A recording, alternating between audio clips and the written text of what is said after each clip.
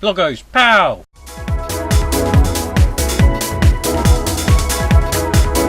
Let's take a look at some little known Konami arcade games.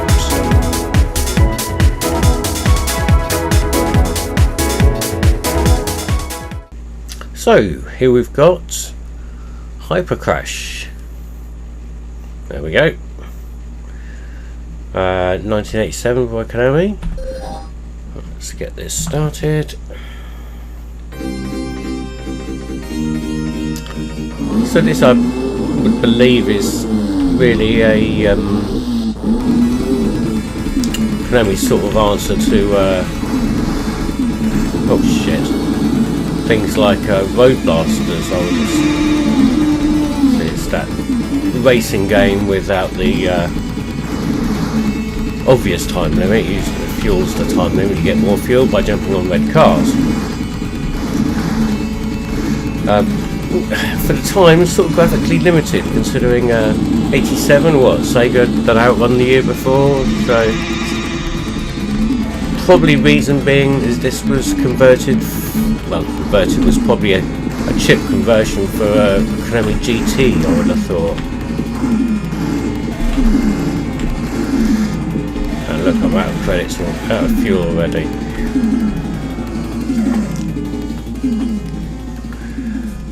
So yeah, a bit of an unknown game. I played it down in Ramsgate. Notable story there is the cabinet down in Ramsgate was a Sega GT cabinet originally, I believe. Sega GT, Konami GT cabinet originally. Which said on quite clearly, I've got the coin slot, 20p a go. Now every time I walk past that cabinet on one particular Saturday out, it had a credit in it.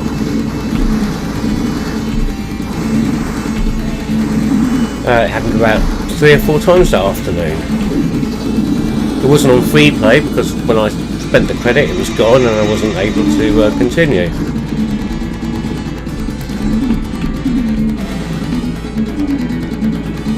So I found out a bit later what it was. There was a chap who was on holiday in the area who was putting 20p each each time he wanted to play it. He must have liked it a lot, but he didn't realise that it was actually giving him 2 credits each time. And when I found out that, I duly told him that was the case. So he was quite happy. And ironically, by that time I'd actually run out of money. Come on. And he gave me, I managed to blag 10p off him to phone home for a lift. So that's my little story about Hyper Crash, and it's the only reason I remember it.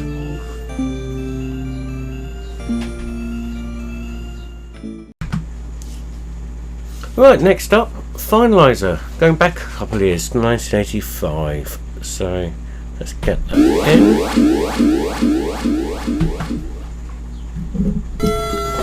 Welcome to Earth.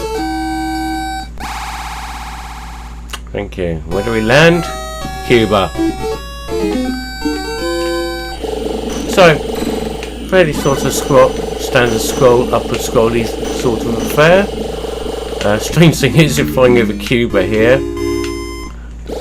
This is the only time you actually see any sort of landmarks. The rest of it is very nondescript. So as you can see, I've already powered up my ship to turn into a robot. It's got this little shield thing as well, which you can use to defend yourself from bullets. Which I never get the hang of that sort of thing on arcades. And you transform into a bigger robot. One thing that is painfully apparent with this, for a game in 1985, it really does sound like a game from probably 1983. The sound effects are so basic. It really does sound like something from years before. Getting all the parts now. There we go. Oh look, double firepower. So I'm hitting the shield button now to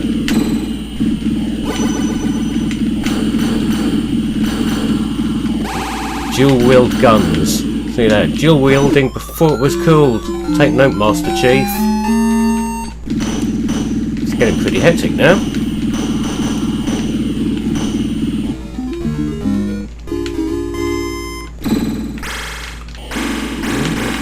Some sort of scatter shot thing going on now.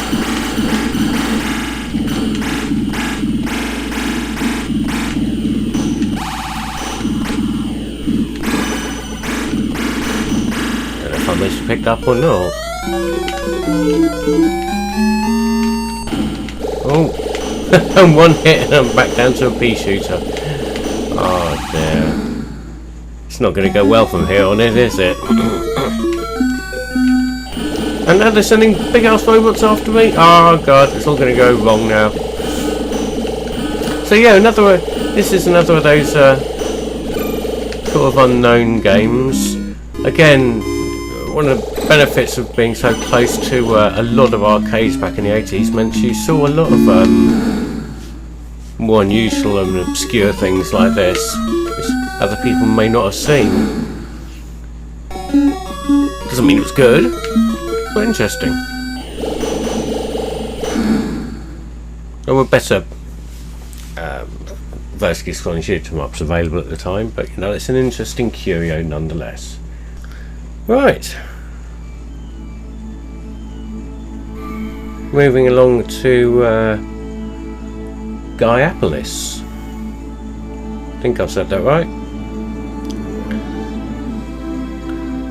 Which is from 1993, so it's a later game. This is not one I'd played down the arcade, and it's not one until I'd found out it was still fairly recently. So let's skip that intro and get straight into it. Strange day, you can enter a password. So it seems that you can, in true RPG fashion, continue from where you left off. Okay, Prince, Dragon, Fairy. Let's be Fairy because our arse is sticking out.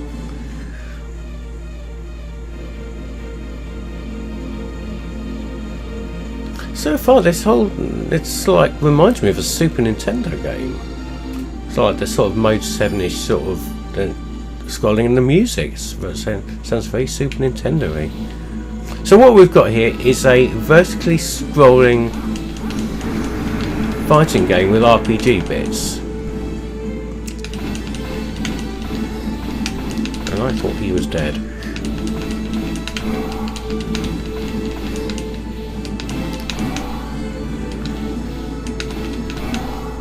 That music sounds so Super Nintendo.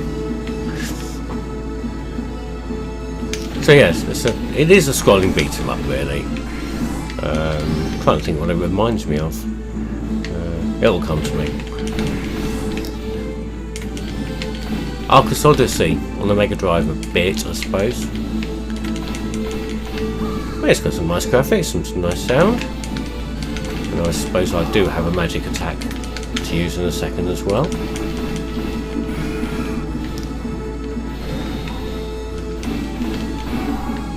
Oh, got to level up.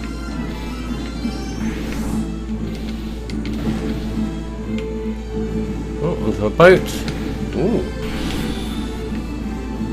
Whatever that is. Meat. Always meat. Right, let's go with this magic then.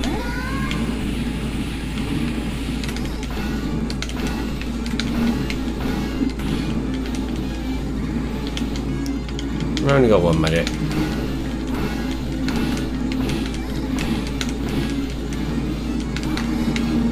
There doesn't appear to be any other buttons. We've got magic and hit. So you've got no jump or other sort of special attacks as far as I can tell.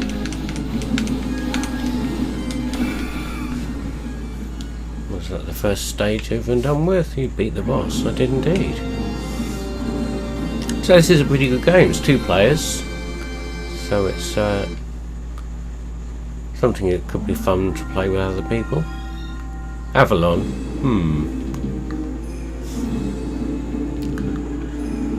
Oh, Flaming Night Guide. Get off the boat, you're going to set fire to it.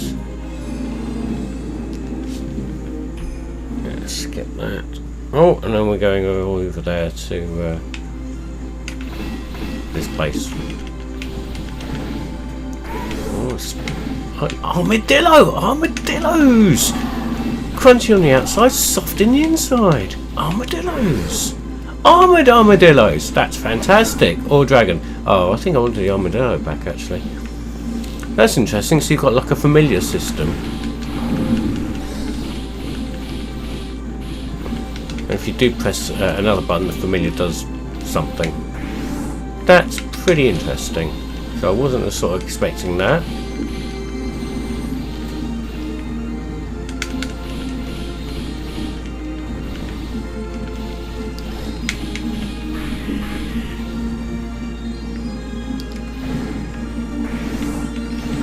Oh, meat. It's that beat 'em up trope of finding second-hand meat.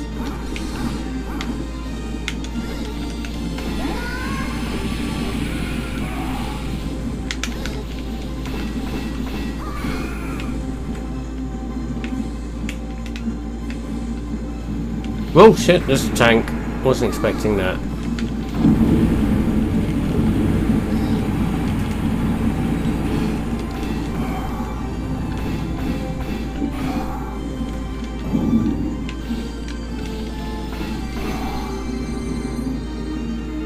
Yeah, so as I've said before, scrolling beats off isn't much fun to watch one person play.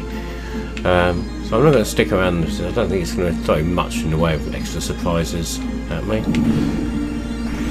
Except maybe some bouncing hedgehogs.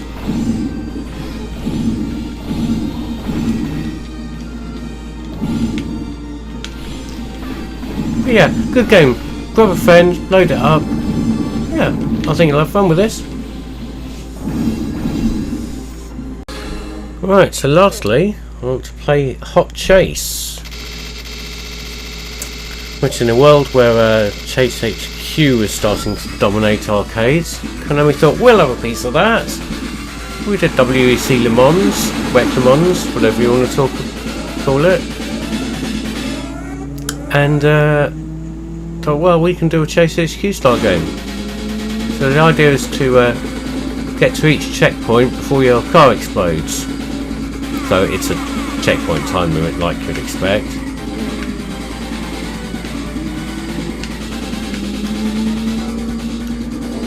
The emulation on this is a bit dodgy, you can see this. This arcade game really had, whoa crap, one main problem. The steering, and you can feel it on main, was made for a joystick, a steering wheel that didn't auto center. So it's freewheeling all over the place. It had no force feedback or resistance in the same way as like something like Outrun did. It was just floating all over the place. It was absolutely horrible to play.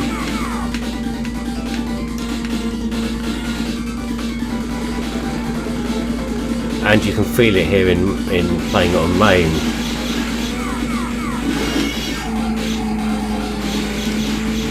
Out the way, shooty men.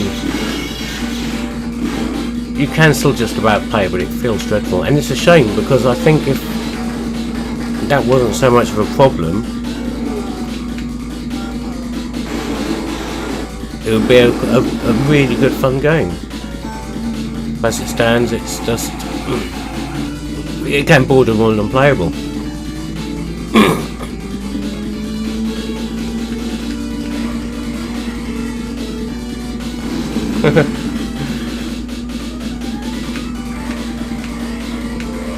It's got some really interesting ideas. Like in the moment, there's a level crossing, which with a ramp next to it, which is fun. Actually, no, I've got some boulders to jump over first. There we go. Let's line up. Oh, look at my... oh, crap!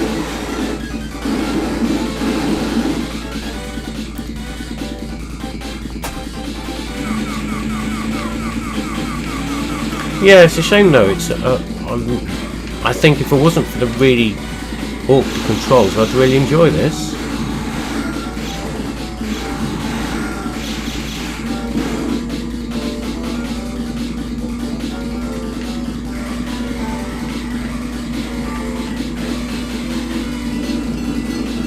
can do this. Let's do this. Let's do this.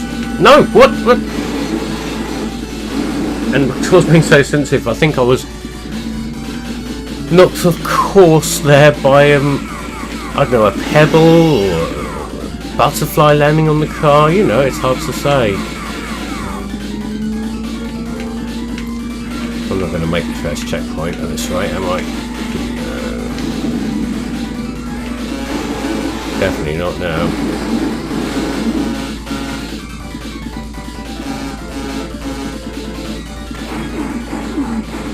Yeah.